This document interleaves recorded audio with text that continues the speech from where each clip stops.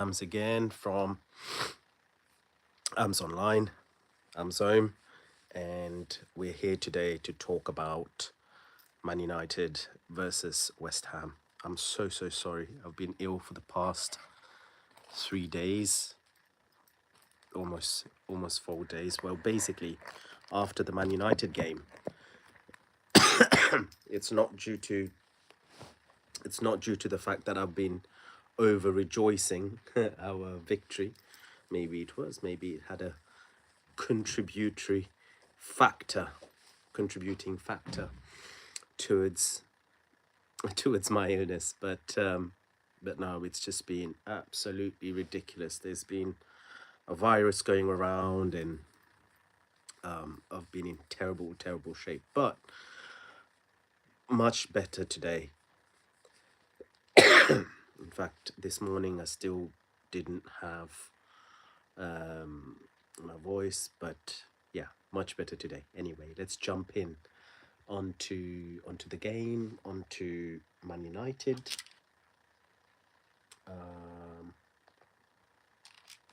Yes, and we're playing West Ham. West Ham today, and I think West Ham had a bad game at the weekend. Lost 2-0 to Liverpool, and it was a very emotional day for them. They lost one of their legends. So commiserations to the family, to the club, to the supporters. But Man United, we have got business that we need to do. We need to absolutely win this match, like we do, to be very honest with you, every match in this league this season, because we've dropped too many points already. Where we don't have Europe, we don't have League Cup. So a team like Man United, we're only fighting on two fronts: the Premier League and the FA Cup. And we have no excuses. The team only has these games to really please the fans, please the supporters, and also save this manager's job, because we didn't win anything last season. Okay, that was a bit part job from Amarim, but if this season we don't show really good intent and progress, I'm not saying he has to win something this season, because that would be, I mean, what is there for him to win? I mean, he's already shot himself in the foot by going out of the League Cup early, which was a disaster. Let's see how we do in the FA Cup, but we're certainly not going to be able to win the league. Hi, Lenta. Great to meet you. And yeah, back to the league. I think, of course, where we finished last season, I think to get Champions League would be great progress. So, and for that, we've got to keep going. We've got to keep going. And yet again, in the league, we do have some helping hands, and again, this midweek break showed us, Liverpool have drawn at home to Sunderland 1-0, dropping 2 points in my opinion. Spurs drew 2-2, so those are golden opportunities for Man United to progress up the league table. We've got to, ultimately, there will be a time in the league, sorry, in the season, where that front of the pack is going to break away from the rest, from that mid-table mediocrity. And I think this is the period when the games come in thick and fast. We saw with Crystal Palace. Crystal Palace are just as good a team. Crystal Palace first 11 are just as good a team as certainly Man United, to be very honest with you. And we saw that in the first half. Sure, we didn't play well, but Crystal Palace were dominating us. But what came into the factor, what came into play is the tiredness in their legs. Crystal Palace had another midweek game in Europe, and Crystal Palace don't have strength in depth. Their manager stated it. So that's a perfect example. Now, the Premier League being as tight as it is and as competitive as it is, these factors are going to come into consideration. And I think ultimately those teams which have momentum, which have got some gas in the tank, they will be able to go the full distance. But before we go through the full distance, we've got to stay close to the pack. And that's what I want Man United to do, is not to lose touch with the leaders. Okay, some more messages. Thank you for your kind words there, Lenta. Hey, Shannon. Hey, Johnny. And Muhammad. Hi, everyone. I hope you guys are also tuning in to watch the game. And let's start. Apologies, by the way, I'm a bit late for the preview. I've just been struggling so bad with my health, and I got a bit delayed. But let's go through the lineup. It's a pretty weird one. Lineup. De Ligt has been benched for Heaven. As expected, Yoro has been benched for Mazraoui. Shaw retains his place, and I think everybody else has retained their place in the team, except for Cunha. Comes straight back in after injury instead of Mount. How do I feel about that? Personally, not a big fan. For various many reasons, not just about the players. First of all, let me start with Cunha and Mount. Love Cunha. Absolute terrific player. But when does Mount get a good run in this side? Mount's not done anything wrong. Mount saved our asses against Palace, and has been doing plentiful of running. Just 1 second, guys.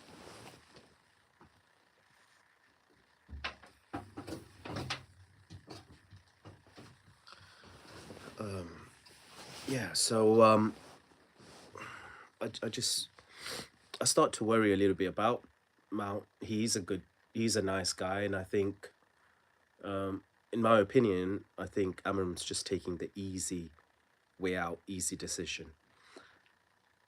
Had he benched Bruno for Mount, not that I've got anything against Bruno, and he did do relatively well in the previous game. I know a lot of, and if you look at mainstream media, they're all going on about his 2 assists. But actually, when you watch the game, he mistimed a bunch of passes. He did a lot wrong, and it takes genuine fans to really analyze the game and go with the motions. If you just watch the highlights, of course, you will see Bruno involved in both goals, absolutely. But this is not it.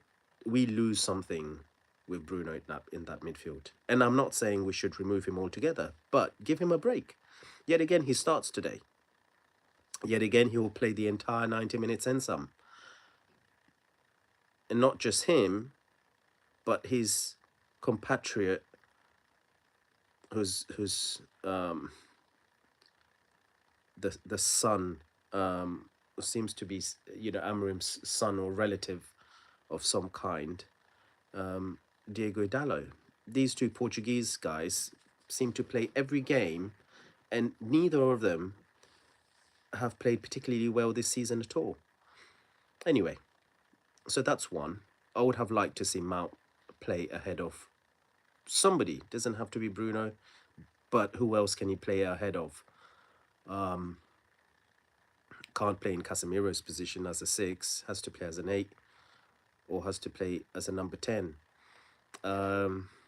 He could have played instead of Mbeumo, started instead of Mbeumo, and then bring on Mbeumo later on. I think Xerxes deserves to start, needs to start, get that kind of like built-in confidence. But I do worry a little bit about Mason Mount, because he's a really nice guy, and I think Amorim's taking the easy decision to leave out the nice guy. That's an issue. Now we go to the back. Lenny Yoro was clearly shot for confidence. And who actually consoled him? Mason Mount. Clearly. Good guy, nice guy, team player. I'm not entirely surprised. Unless Amorim's done some special work to build his confidence back, which I would have hoped that would have happened. But I can understand why he's out of the team. Because we saw episodes of him not high on confidence. He's not played particularly well last couple of matches either. He's a young player. These things will happen. So this is a little bit more understandable. I just hope he's managed it a little bit better. Maybe come out and say something about Yoro and reassure, etc. But that one is understandable. And Mazraoui needs to come back into the team again. But De Ligt, for Heaven. Now, I really like Heaven. Fantastic. Is he saying that De Ligt needs a rest as a central defender, and yet Bruno Fernandes and Casemiro don't? That's a bit of a surprising one. So those two changes baffle me. And another change which is not made, that also baffles me. In this super, super tough and congested period, neither Kobbie Mainoo nor Ugarte can buy a game. They can't buy a game. Someone's even asked the question during one of the press conferences. Was not a bad answer, but it wasn't particularly reassuring. And if anything, I think it's just time for Kobbie Mainoo to just look for a new team. And that's really hurtful for me as a Man United fan to see and speak about one of our homegrown players. I mean, we've not seen him at all. And to think we've not played we've played better, but we've not played particularly well. So there's been ample chances to have started him in games. He's just not done it.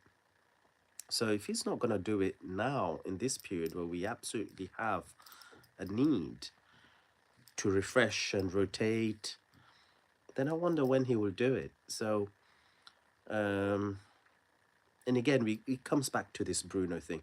I genuinely think Amorim is not fully in control of the team selection. If he is, he's not as clever as I think he is. I don't know which is which, you know. I just think there's too much player power, which is why I wasn't too keen and too sure about this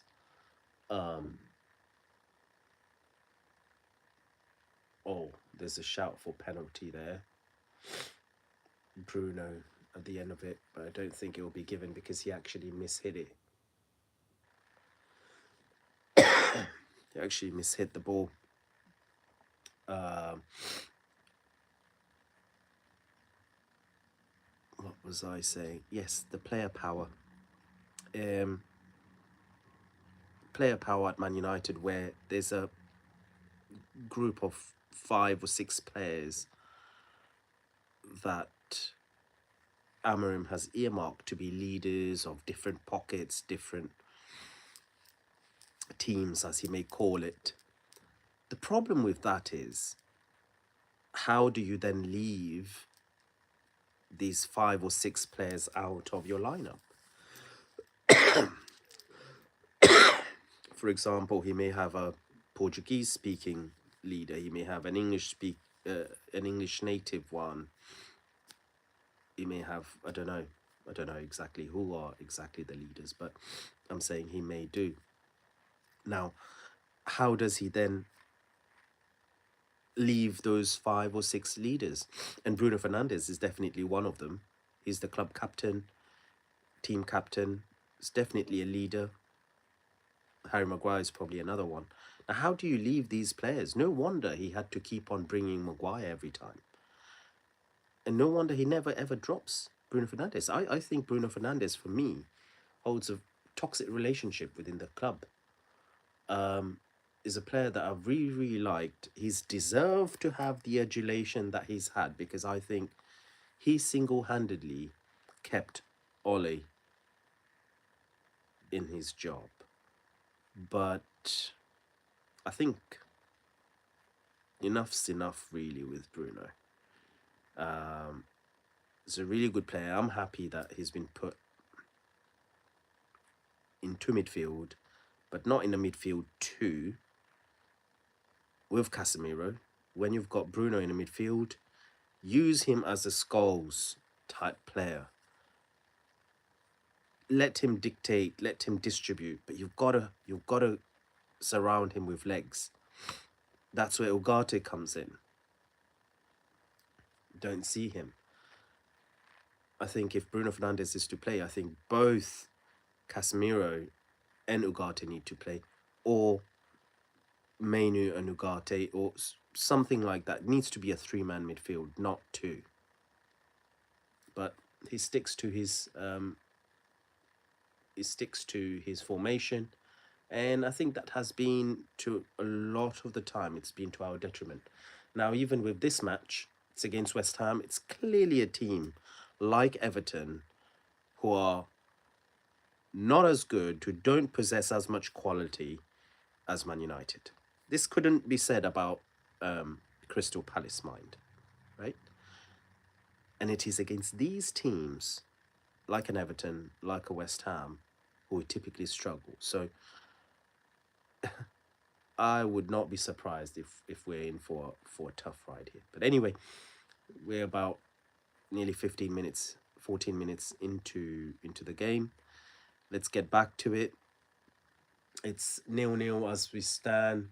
Let's hope we can somehow unlock their defense, and score a good couple of goals, because we need to be scoring goals and from open play. Beggars can't be choosers. Hey, I'll take any goal at the moment. From a United perspective, I'll take every win that comes. Doesn't matter how we get it. If the opponent gives it to us, I'll take it with both hands. But we need goals. And ideally, we need goals from open play, because this team is not playing well. It's not playing as well as some people might be saying. We are no more than what Stoke were back in the day. And that's not what being Man United is all about. Yes, we have to win, 100%. But we have to be playing well. We have to be scoring freely, free-flowing, great goals. So one step at a time. I'm not complaining about that part. But in games like this, if we can't be beating a West Ham, and comfortably, and scoring from open play, then we have big trouble. Which listen, we've had big trouble for a while. I mean, we are also the team who couldn't score against Everton with 10 men at home. So I'm not surprised if we won't, but we would be in bigger trouble if we don't win today. Anyway, thank you so much, guys. Thank you so much for sticking around for this elongated preview. Thank you so much, Jesse, for your kind words. And let's get back to the game. I'll hopefully catch you again during halftime. Hopefully, we'll be ahead and up in the match. But let me know your thoughts, your comments in the chat, and I'll see you shortly. Bye bye.